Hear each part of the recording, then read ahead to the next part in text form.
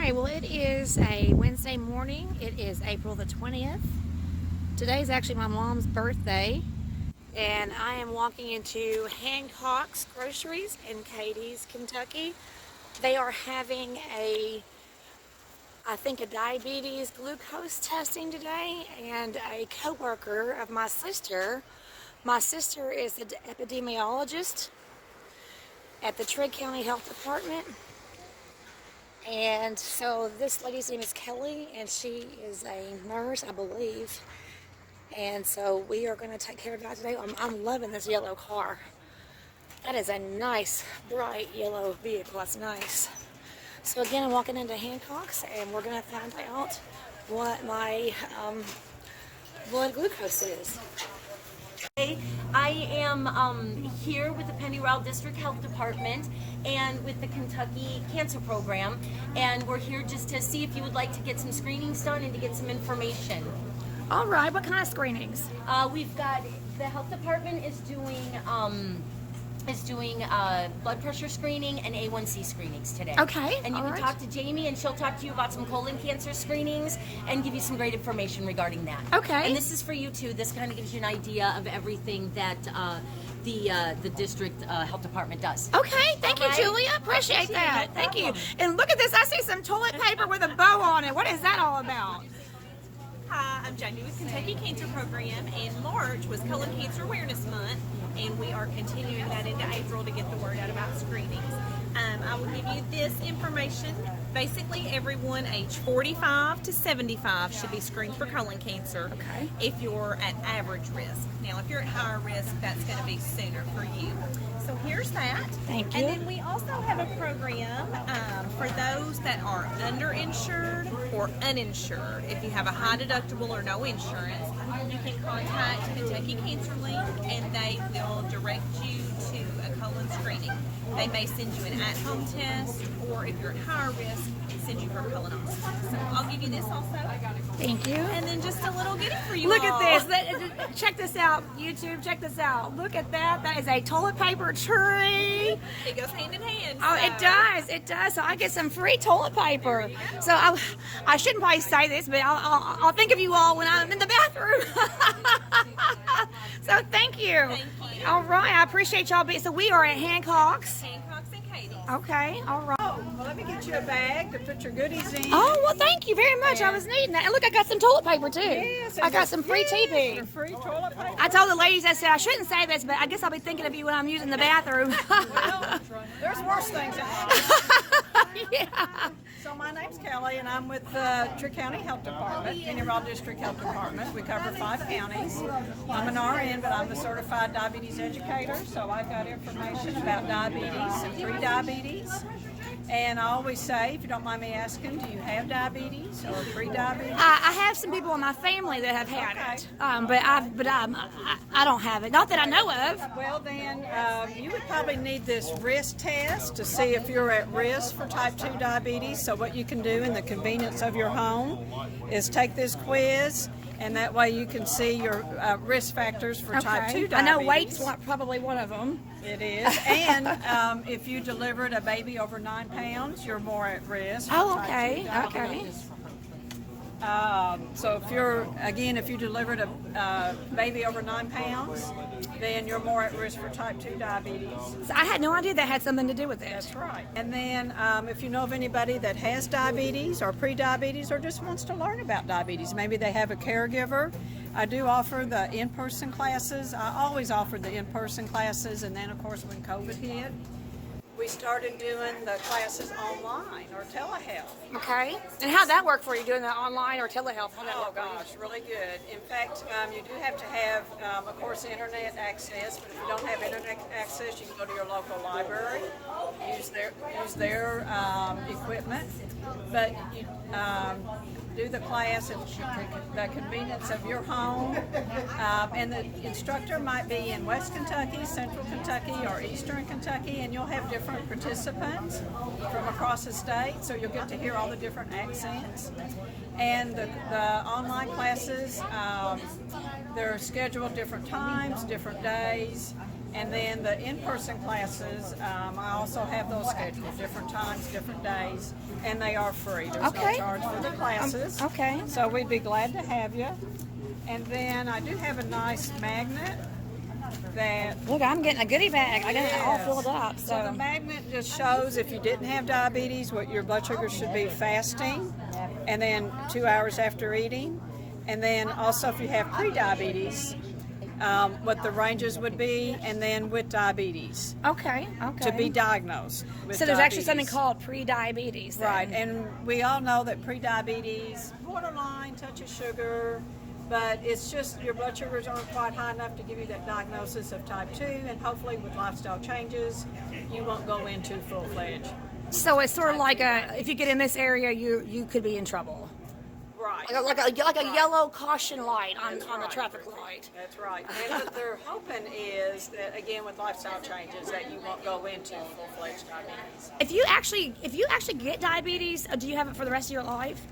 I mean, can That's you? right, Ruthie. There is no cure for diabetes. Once you get it, You have there's it. no cure. You can't That's go why back. they're always raising money. You know, JDRF, juvenile diabetes research. They're always raising money trying to find a cure. So once you have it, now you're actually, I always say, you're going to be healthier than your next door neighbor because you're going to be watching nutrition and you're going to be active. You notice I didn't say diet because it's just a good, healthy lifestyle, Ruthie, that we've gotten away from. So would you use the word could or would you use the word remission? Like if you like in cancer, they would use the word remission. Like you have had cancer, but you're in remission. So could somebody who like has diabetes, could you borrow that word and say that you're in remission, that you're not really full-blown diabetes at some point? Good, because that's by the weight loss surgeries. People that have the weight loss surgeries, you know, the gastric bypass, the sleeve, so they have diabetes, and with the weight loss surgeries, their diabetes. Now, remember, there's no cure. You're within those ranges that we want you to be, that if you didn't have diabetes. So, yes, and we know that the weight loss for type 2, when the weight's in the middle, things don't look like it should. I know it's high. You're resisting With this stuff the going, use of the insulin. You're Would be resisting so the high use of in the the store. insulin. So we know with It's gonna weight stay high all loss, but it also boils down to, Ruthie, is your pancreas making insulin? If your pancreas is not making insulin, no amount of weight loss, no amount of running a marathon is going to control blood sugars. So it boils down to, is your pancreas making insulin? And how you know that is by participating in these Health fairs. health fairs, by having your blood sugar checked. Sometimes we're able to check your labs, your cholesterol, your HDL, your LDL. But participate in these free health fairs. Somebody came up a while ago, wanted to know if there was a charge. No, this is all, you know, a service that we can provide.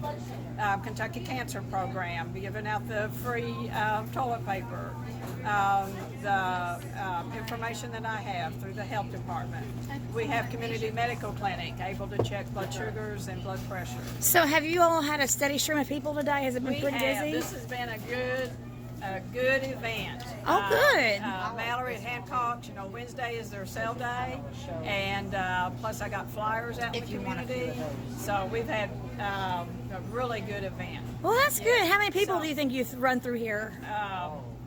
We've had about 75. Wow, 75 that's come good. through. That's good. And now, if you want to get your blood sugar and blood I pressure do. checked, I do. All right. So I will just sit in that chair over there, and she'll check my blood sugar levels. Is that right? That's right. All right. Well, you certainly speak very well on camera.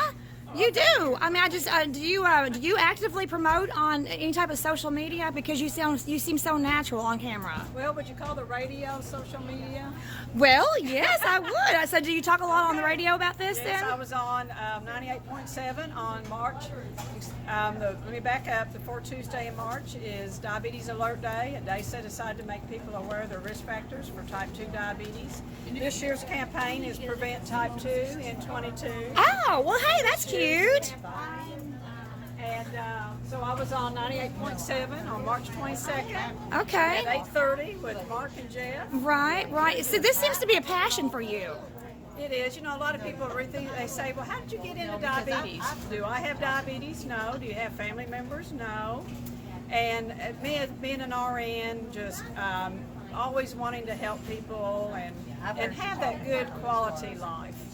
You know, Ruthie, you might not be able to control what you're born with. You can't control that your parents had diabetes or cancer or high blood pressure, but you can't control what you do, Ruthie. That's just like we don't like people to go barefoot or sock foot with diabetes. That's one thing you can do. You can wear shoes and socks. You can protect your feet.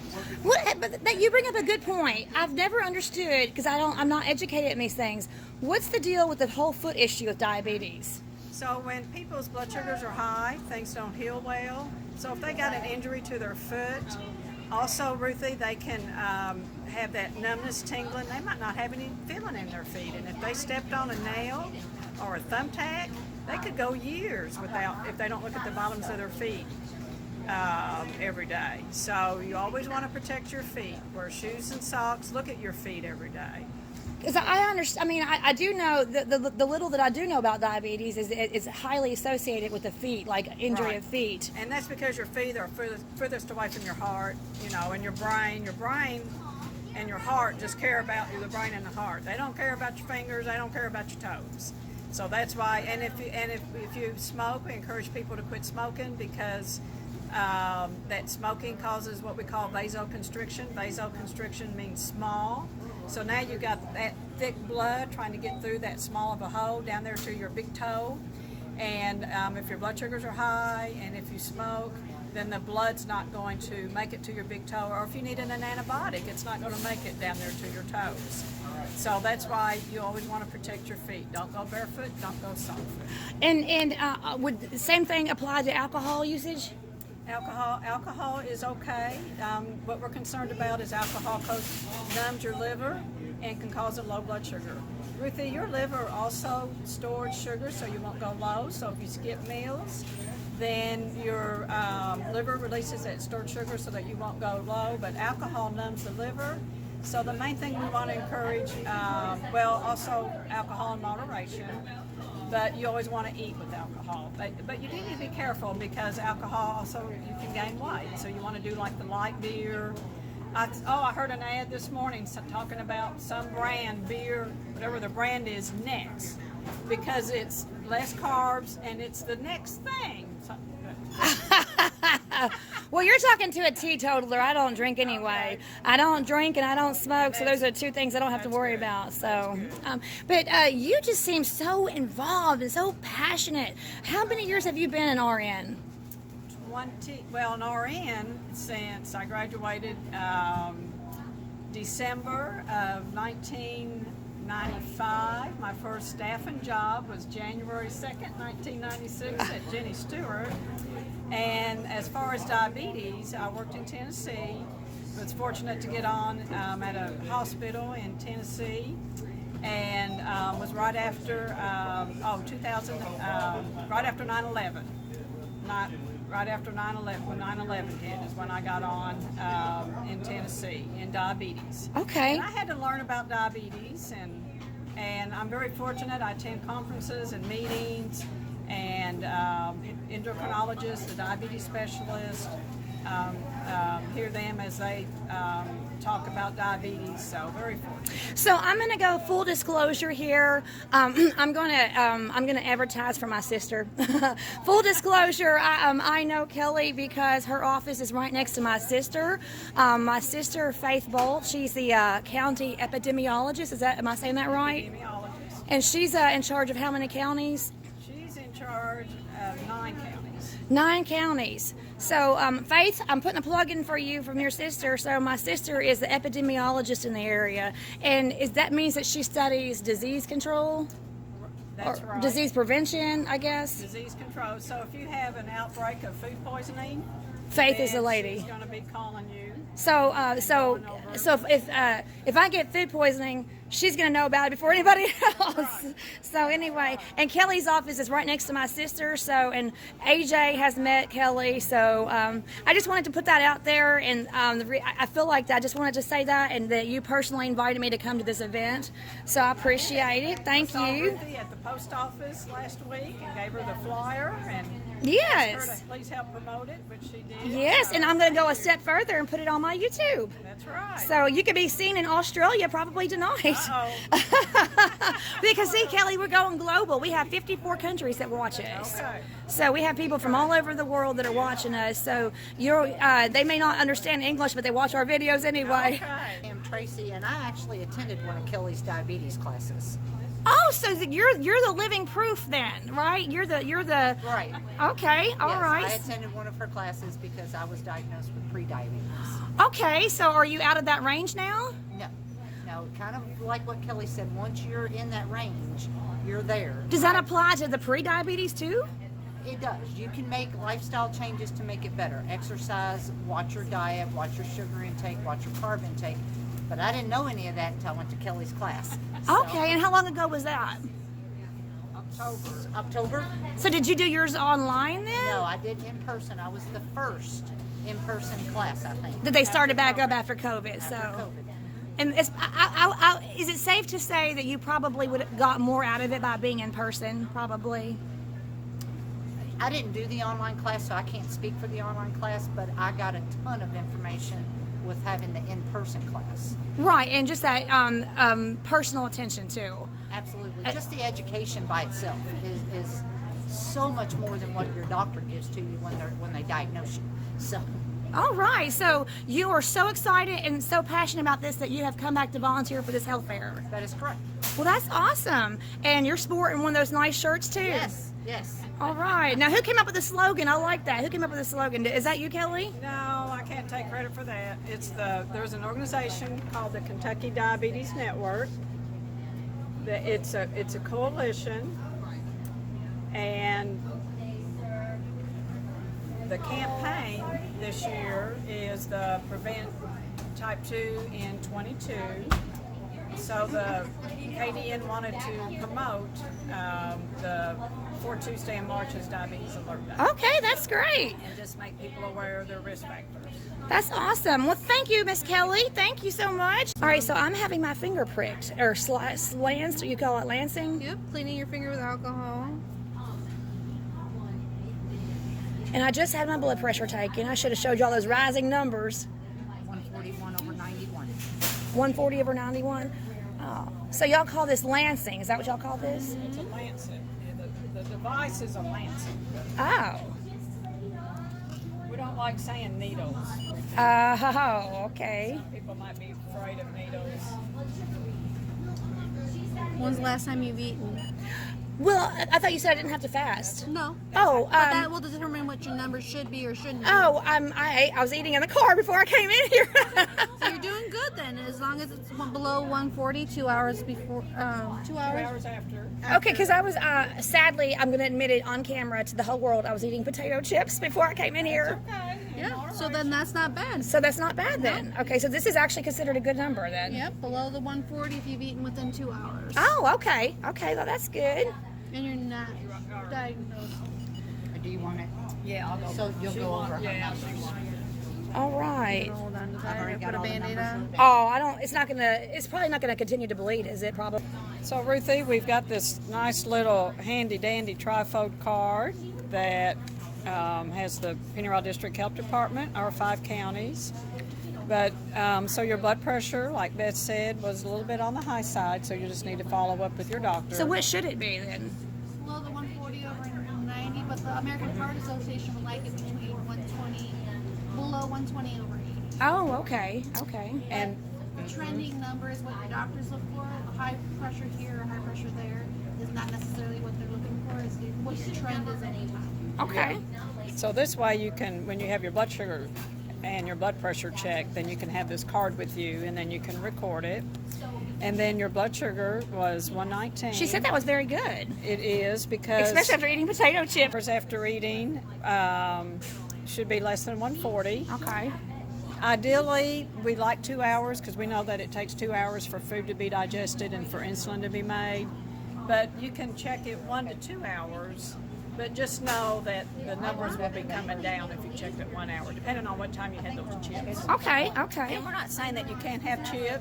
I It's shouldn't be just eating chips anyway. In moderation. Right. But you do want to be careful of the chips because of the high salt with that blood pressure. Yeah. And then another program that Community Medical Clinic with Beth has it's called For Heart's Sake. This is actually a coalition, Ruthie, and it includes Pennyroyal District Health Department. It includes Jamie with Kentucky Cancer Program. And we know that having that good, healthy lifestyle, that it does take a village. And that's why we partner with Christian County Health Department, the American Cancer Society, American Heart Association.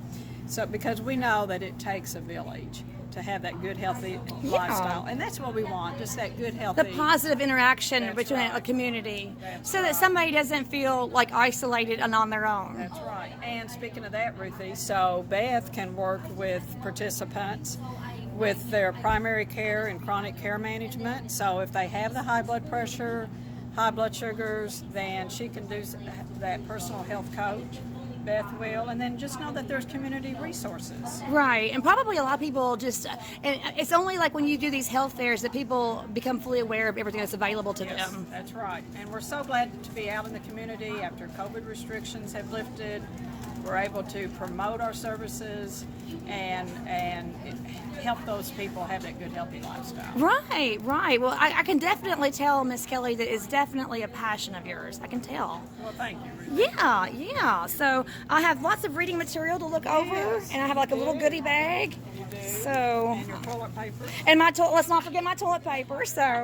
And then this group up here is the Lions Club, right? That's right. Lions Club, they're also involved in diabetes. Of course, you know, they do the eye screening. Yes. And we know that with diabetes, high blood sugars can affect vision. You can have the blurry vision. You can have spots in your eyes, floaters, and you can even go blind with diabetes. So that's why we encourage people to keep their blood sugars under control. The major complications is that blindness, amputation, and dialysis for diabetes, whether you have type 1 or type 2. And let me ask you this, Ruthie, a couple things. Which do you think is worse? Type 1, which is an autoimmune disease, their body's attacking itself, they make either very little or no insulin, or type 2, as you remember I said, you're hopefully making insulin, but you're resisting the use of the insulin. So which do you think is worse, type 1, an autoimmune disease, or type 2, where you're resisting the use of the insulin? Okay, well, of course, you're asking somebody who's not educated, but if I'm going to just take a stab in the dark. Just briefly explained it to you. Yeah, type 2 is worse. Okay, so you think type 2. Actually, and that's one of the questions I ask in class, Ruthie, and they're actually both high, or they're both worse if you're not watching blood sugars. Okay. So they're both worse, for lack of better words. Right. But they're both worse if you're not watching. So whether you have type 1, that autoimmune disease, and whether you have type 2, where hopefully your pancreas is making insulin, you're just resistant. But if your blood sugars are high, whether you have type 1 or type 2, you'll have the complications: blindness, amputation, dialysis. Remember also that numbness, tingling in your feet, in your hands.